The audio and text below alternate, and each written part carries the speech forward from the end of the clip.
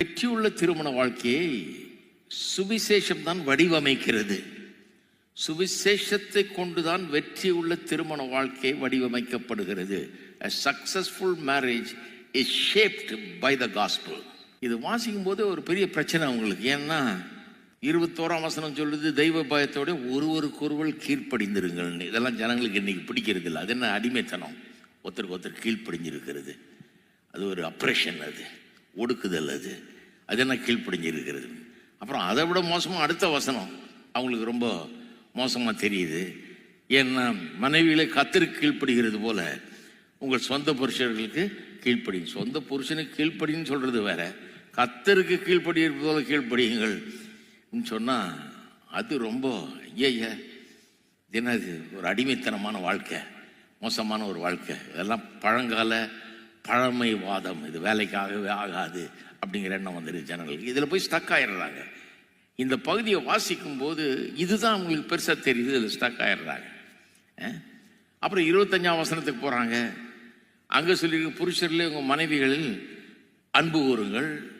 எப்படி அன்பு கூறுங்கள்? கிறிஸ்து சபையில் அன்பு கூர்ந்து தம்மை தாமே அதற்காக ஒப்பு கொடுத்தது போல அப்படி அன்பு கூறுங்கன்றார். கிறிஸ்து ஜீவனையே விட்டார் சிலுவையில், பாவமாகி சாபமாகி ரொம்ப பாடுகளை அனுபவிச்சு செத்தாரு.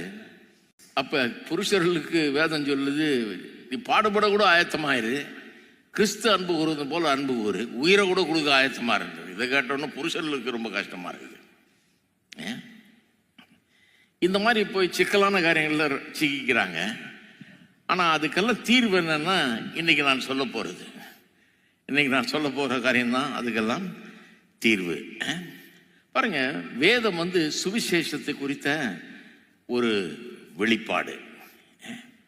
சுவிசேஷத்தை குறித்த வெளிப்பாடு தான். ஆதியாகமத்திலிருந்து ஆரம்பிச்சிங்கன்னா அங்கே என்ன இருக்குது அடிப்படையில்னா சுவிசேஷம் வெளிப்படுத்தப்படுகிறது. அப்போ அந்த ஆதியாகமத்திலிருந்து திருமணத்தை பற்றிலாம் வாசிக்கிறோம். கர்த்தர் திருமணத்தை ஏற்பாடு செய்யும் போதே சுவிசேஷத்தை மனசில் வச்சு சுவிசேஷத்தை அப்படியே பிரதிபலிக்கிற மாதிரி டிசைன் பண்ணி விட்டார் திருமணத்தை. அப்படி பண்ணி வச்சுட்டார் பாருங்க.